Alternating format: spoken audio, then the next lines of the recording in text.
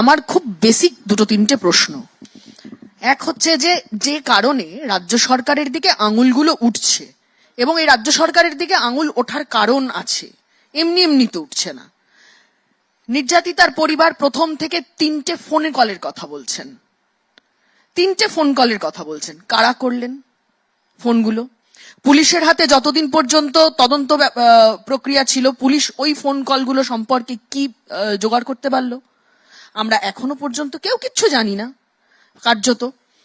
পরের কথা হচ্ছে যে আচ্ছা বলুন তো, সন্দীপ ঘোষের বিরুদ্ধে এত অভিযোগ উঠছে, ওনাকে প্রাইজ পোস্টিং দেওয়া হলো কিসের জন্য? কোন দায়বদ্ধতার জায়গা থেকে ওনাকে এই প্রাইজ পোস্টিংটা দেওয়া হচ্ছে বারবার? না, আমি প্রথম তোমার প্রশ্ন হলো যে কি বললে, প্রথমটা ফার্স্টটা যেটা বললে, একদম প্রথমে বলার সময় বলেছিলাম আইসিসির কথা। তিনটে ফোন কল। তো এই যে 3টে ফোন কল না 4টে ফোন কল, কাকে করলো কি না করলো, গোটা ব্যাপারটা ইনভেস্টিগেশনের একটা সাবজেক্ট, এবং সেই ইনভেস্টিগেশন সিবিআই করছে। এই 3টে ফোন কল হঠাৎ কালকের থেকে সেটাকে বেশি সংবাদ মাধ্যমে দেখা যাচ্ছে।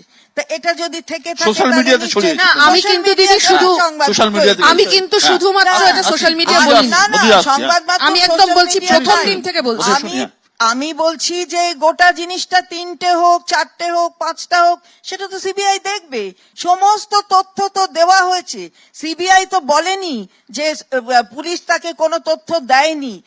কতগুলো প্রশ্ন উঠেছিল, যেটা সংবাদ মাধ্যমে শুধু নয়, যেটা এখন তো সবটাই বিচার ব্যবস্থা, যখন কোর্টের মধ্যে যখন প্রশ্ন উত্তর হয়, জজ সাহেবরা যখন করেন, তখন সেটা পাবলিক হয় এবং দেখা যায়। তো সেখানে যা যা প্রশ্ন অনারেবল জাজেসরা করেছিলেন সুপ্রিম কোর্টের, তাদের সমস্ত উত্তর পরে দেওয়ার পরে দে ওয়ার স্যাটিসফাইড। কমপ্লেন গুলো পাওয়ার পরে আপনারা সন্দীপ ঘোষের ব্যাপারে স্যাটিসফাইড ছিলেন তো? সম্পর্কে এত বছরের পর বছর কমপ্লেন যাবার পরে সন্দীপ ঘোষের ব্যাপারে আপনারা স্যাটিসফাইড ছিলেন? তোমাকে তার উত্তর দিতে হবে। আমার এমন কিছু হয়নি যে না দিতে হবে দিদি, দিতে হবে, আপনারা বসিয়ে রেখেছিলেন। ডক্টর গুহ, আপনারা কেন এতটাই নিশ্চিত যে অপরাধী একের বেশি? সিবিআই কিন্তু এখনো কিছু বলেনি, পুলিশও আগে বলেনি, আপনারা কি করে এতটা নিশ্চিত হচ্ছেন? না, আমি নিশ্চিত ভাবে বলছি না যে একের বেশি, কিন্তু সেটাও এক যে বা একজনই যে, সেটাও তো প্রমাণিত হয়নি এখনো। হ্যাঁ, যে প্রথম দিন থেকে পুলিশ সঞ্জয় রায়কে ধরেছিল, এখনো সিবিআই তাকে নিয়েই পড়ে আছে। এবং একজন হলেও সেই কি, নাকি তার সঙ্গে আরো কেউ যুক্ত আছে, কোনোটাই এখনো আমাদের সামনে ক্লিয়ার নয়। প্রমাণ সাপেক্ষ এখন সবকিছুই। সুতরাং দিনের পর দিন চলে যাচ্ছে, আমরা সত্যি কিছুই বুঝতে পারছি না। আমাদের কাছে সবটুকুই সামনে আধার, যে এক না একাধিক হলেও তারা কে, কারা। সুতরাং এই জায়গাটা থেকে আমরা সবসময় আমাদের নিজে একজন চিকিৎসক, আপনি যা দেখেছেন, আপনার নিজের কি মনে হচ্ছে? দেখুন, চিকিৎসক হলেও আমাদের ফরেনসিক মেডিসিনটা এমবিবিএস এর সময় পড়তে হয়। আমার সাবজেক্টটা একদমই আলাদা, স্যারের সাবজেক্ট মেনলি ফরেনসিক। তবুও আমাদের যেটুকু ক্ষুদ্র ধারণা এফএসএম এর, আমাদের যেটুকু ধারণা আছে, তাতে আমাদের ইনিশিয়ালি মনে হয়েছিল যে হয়তো এর সঙ্গে একাধিক ব্যক্তি জড়িত আছেন। ডক্টর মন্ডল, ধরে নিন যে, আমি তর্কের খাতিরে ধরে নিলাম যে পুলিশ একজনকে অ্যারেস্ট করেছে, সিবিআই তার বেশি এগোয়নি, ওই একজনই অ্যারেস্ট হয়ে আছেন, তদন্ত চলছে, কথাবার্তা চলছে, জেরা চলছে, অনেক কিছু চলছে। ধরুন দিনের শেষে 5 তারিখ সুপ্রিম কোর্টে সিবিআই বলল একজনই এই অপরাধী, 2জন নয় বা 3জন নয়, বা 5জন নয়, এবং এই আপনাদের আন্দোলন তখনও কি চলবে? না দেখুন, প্রথমে আমি ম্যাডাম ভট্টাচার্যকে একটা জিনিস বলতে চাই, যে উনি যেমনটা বললেন সিএম আন্দোলনের পক্ষে, মুখ্যমন্ত্রী আন্দোলনের পক্ষে বলেছেন, কিন্তু মানে উনি টুইটও করেছেন একটা আন্দোলনের পক্ষে, যে আন্দোলনকারীদের কিছু বলেননি। কিন্তু আগের দিন যে সভা থেকে উনি এফআইআর করার কথা বলেছেন, এই জিনিসটা আমরা সঠিকভাবে নিইনি। এফআইআরটা উনি ডাক্তারদের উদ্দেশ্যেই বলেছেন, আমাদেরকে সংবাদ মাধ্যমের বক্তব্য শুনে তাই মনে হয়েছে। ঠিক আছে। দ্বিতীয়ত আপনি যে কোশ্চেনটা করলেন যে আন্দোলন চলবে কিনা, দেখুন প্রথমত ফরেনসিক মেডিসিনের স্যার আছেন। আপনি আরেকটা কথা বললেন যে এর আগের বারে বলেছেন না, অপরাধীরা বাইরে ঘুরে বেড়াচ্ছে, আপনারা কি করে বলছেন বলছেন অপরাধী। হ্যাঁ, আমি এটাই বলতে চাইছি, যদি এক বা একাধিক, আমি তখনও বললাম বলার সময় যে হয়তো এক বা একাধিক, কিন্তু ফরেন্সিক মেডিসিনের নলেজ আমারও খুব কম, আমরাও এমবিবিএস এর সময় অল্পই পড়েছি, কিন্তু এটুকু মানে প্রথমত দেখে মনে হয়েছে হয়তো একাধিক। স্যার আরো ভালো বলতে পারবেন যে একজনের পক্ষে একজন আর 1:1 মারা এইভাবে সম্ভব কিনা, যে বিভিন্ন এতগুলো ক্ষতচিহ্ন তৈরি করা সম্ভব কিনা একজনের পক্ষে, সেটা অবশ্যই কোশ্চেনের জায়গা থাকে।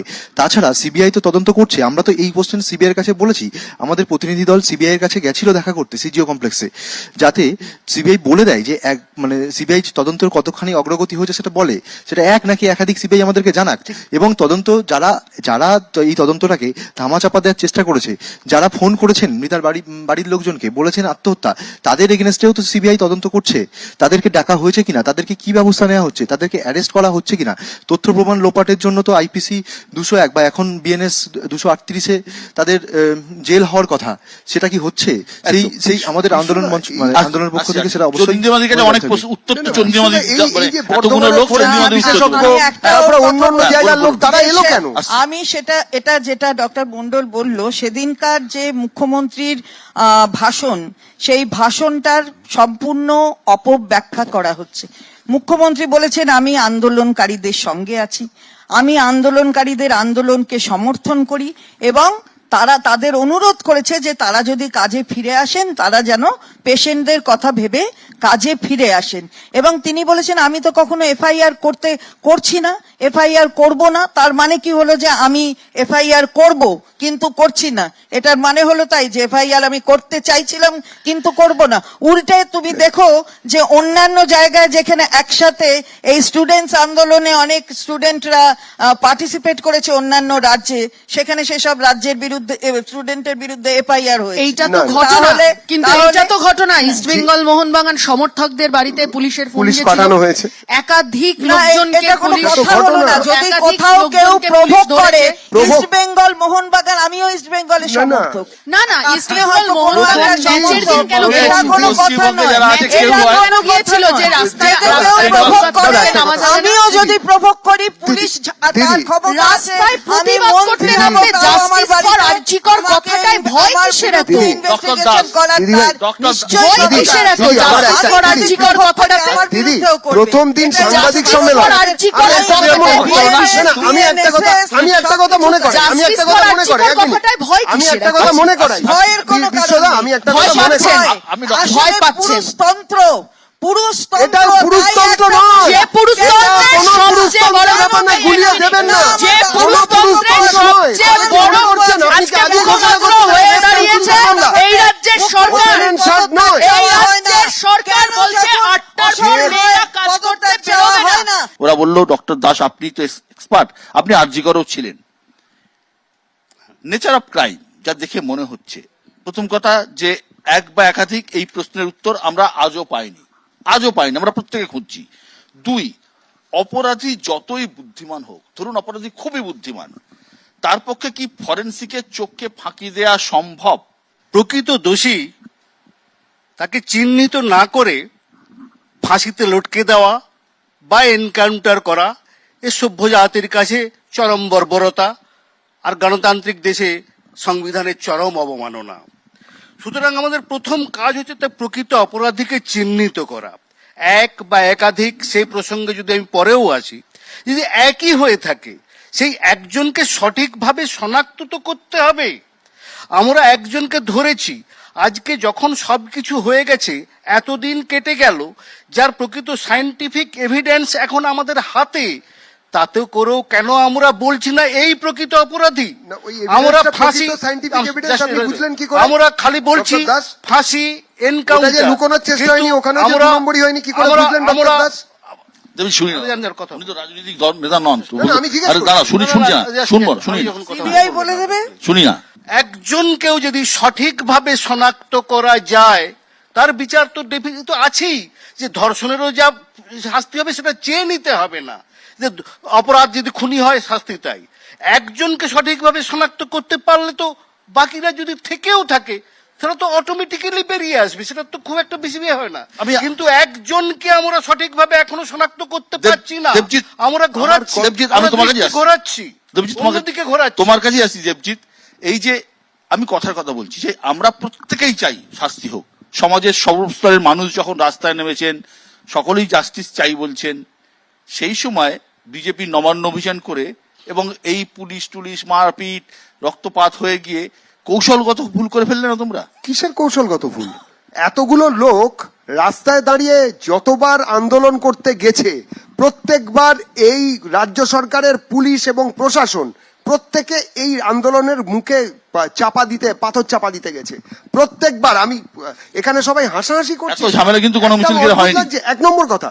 2 নম্বর হচ্ছে যে প্রত্যেকটা দিন আমাদের ব্যক্তিগত দলগত ধারণা, এটা কোনো ব্যক্তিগত ধারণার জায়গায় নয়, যে নির্দিষ্ট জায়গায় নজরানা না দিলে এই লোকটা ওইখানে বসে থাকতে পারতো না, এই ডক্টর ঘোষ।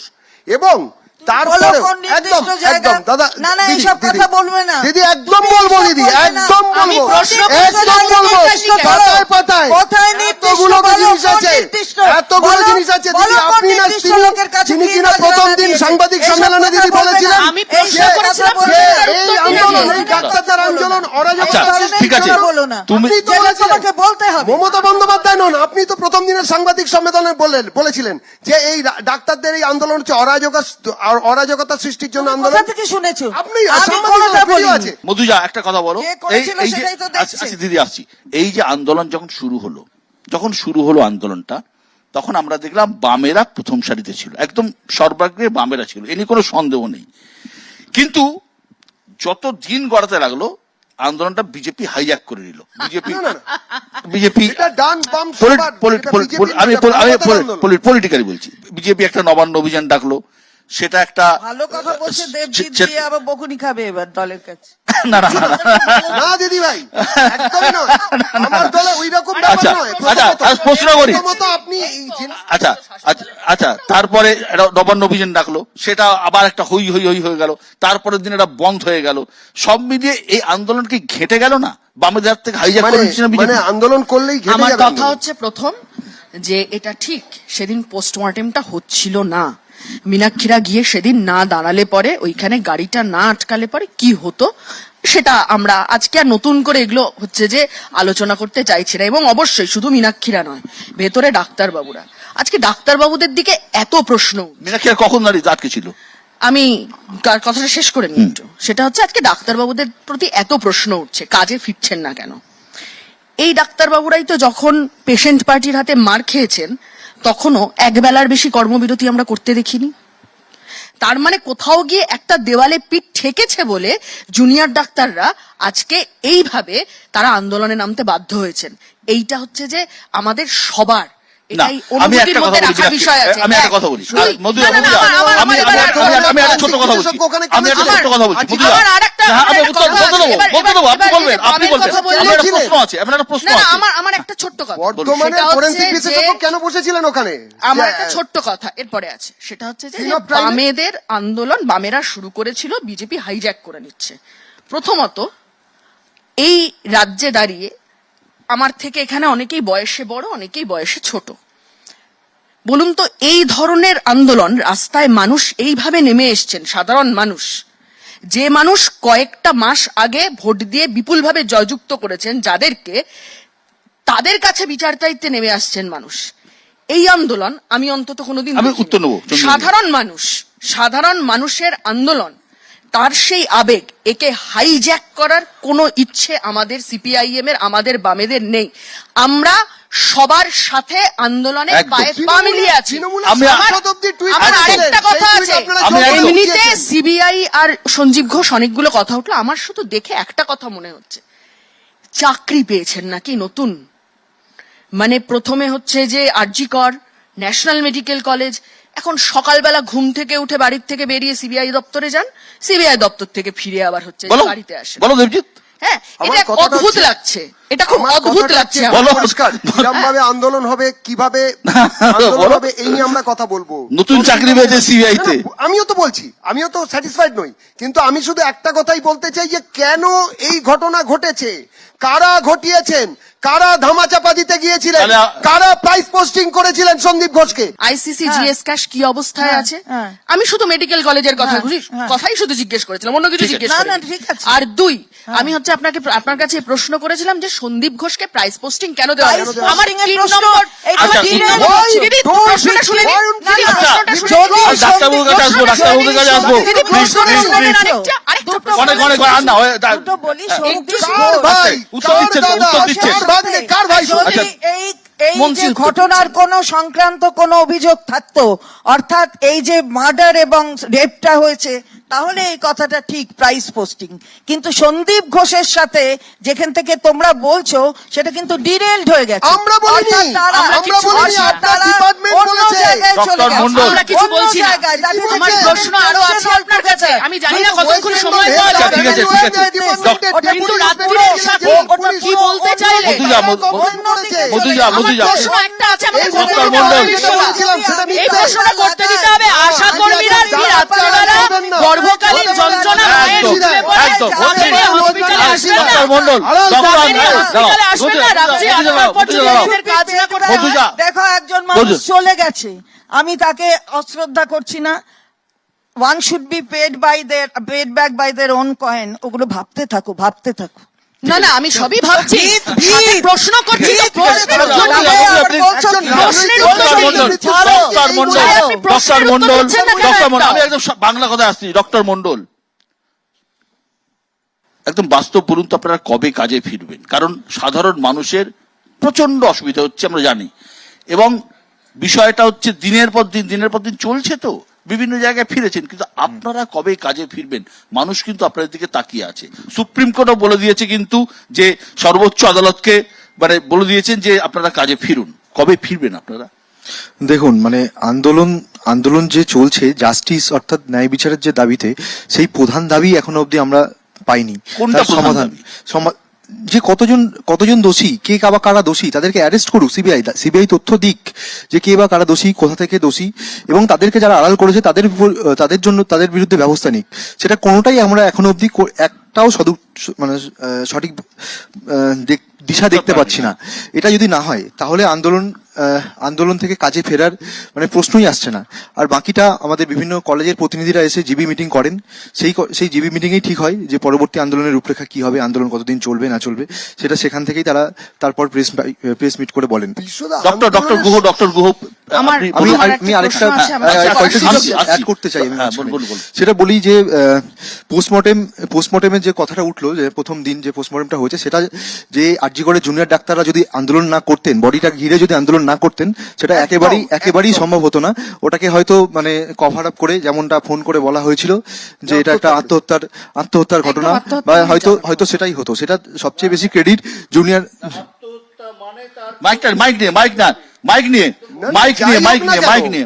প্রথমে তো ওটাই বলা হচ্ছিল, তারপরে তাকে প্রাইস পোস্টিং করা হয়েছে। আত্মহত্যা কখনোই পোড়ানো যাবে না, তার ওই তো আত্মহত্যাটা বলেছিলেন বলেই তো ওনার প্রাইস পোস্টিং করা হচ্ছিল। শুধু যদি এই ন্যাচারাল গোটা ব্যাপারটা আত্মহত্যা বলেছে, কি বলেছে, আত্মহত্যা এগুলো- সেটাও তো জানা হয়েছিল, হাইপোথেসিস জানা হয়েছিল বলেই তো প্রাইস পোস্টিং। সন্দীপ ঘোষ।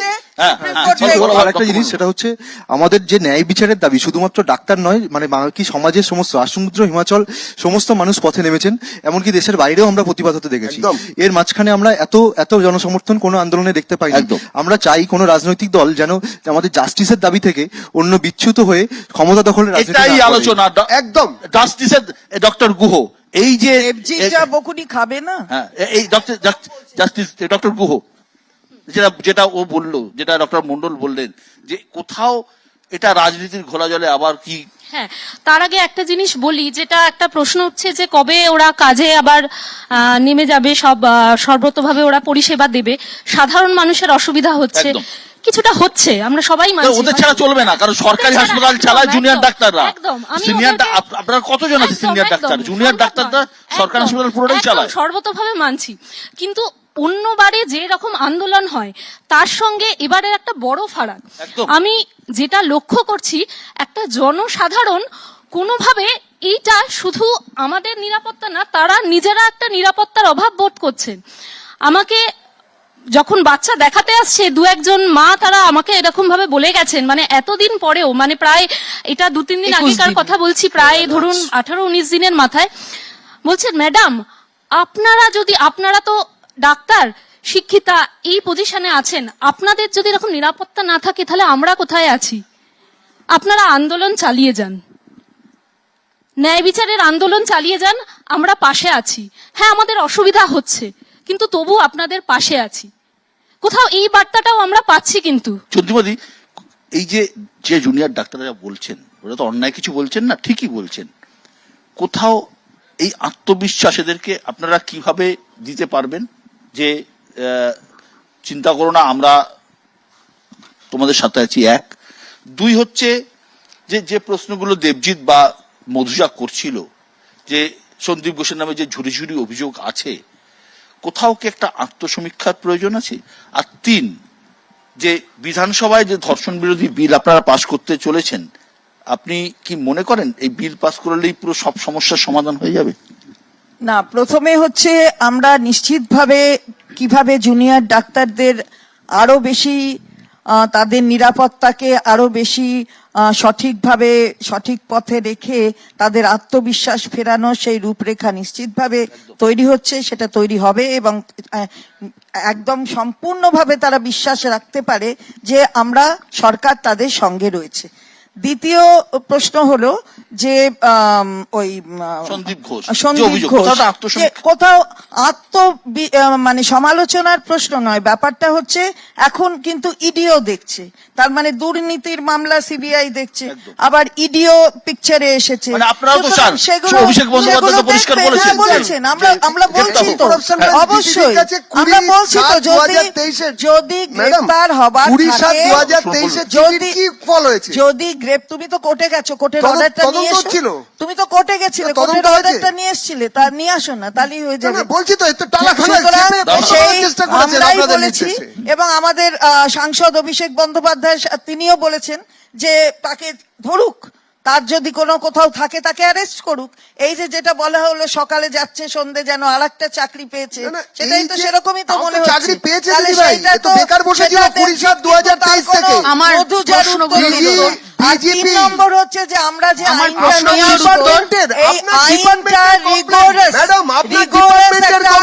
কোন রিগোরাস এই আইনটা কোথায় হাতছাড়ার সময় হলো, কোথায়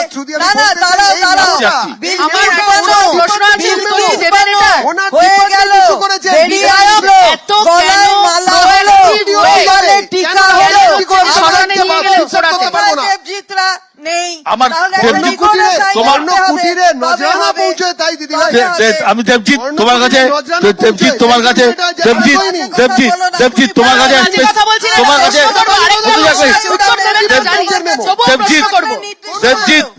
তোমার কাছে একটা প্রশ্ন, আমার শেষ প্রশ্ন তোমার কাছে। ধরে নাও এই যে আমরা যেখানে দাঁড়িয়ে আছি 9 আগস্টের পর আজকে যেখানে দাঁড়িয়ে রয়েছি, ধরে নাও এই অপরাধী যে পুলিশ যে অ্যারেস্ট করেছে যে সঞ্জয় রায়, সিবিআই এই সন্দীপ ঘোষকেও অ্যারেস্ট করলো না, ইডি সন্দীপ ঘোষকে অ্যারেস্ট করলো না, এই পুরো দায় ধরে নিয়ে কথা বলবো আপনার শোতে? বিশ্বদা, এই শোটা কি ধরে নিয়ে কথা বলার জন্য? তাহলে তো ধরে নিতে হবে যে এই মুহূর্তে এই রাজ্যে কিছু নেই।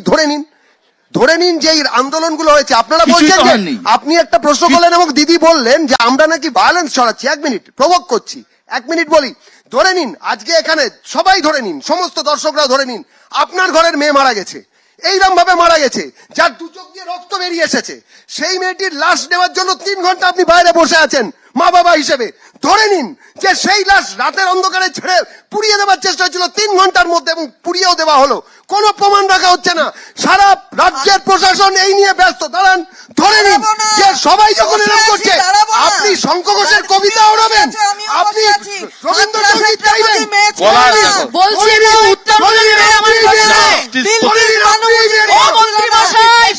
উত্তর এর উত্তর দেবেন না। রাজ্যের সাধারণ মানুষ প্রশ্নের উত্তর দিন, আমার প্রশ্নের উত্তর দিন। আগে ঝগড়া করছেন কেন শুধু দেবজিৎ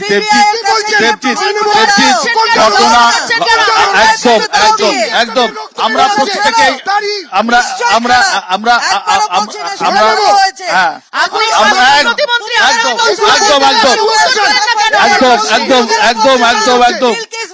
একদম আমাদের দেশের আইন অনুযায়ী তো হঠাৎ করে যা ডক্টরবাবু বললেন যে ধরলাম আর ফাঁসি দিয়ে দিলাম, তা তো সম্ভব নয়। বিচার প্রক্রিয়া চলবে। একই সঙ্গে আমরা এটাও চাই যে ডাক্তারবাবুরা কাজে সামনে না পড়ে, অনেক অনেক ধন্যবাদ আজকের অনুষ্ঠানে আসার জন্য।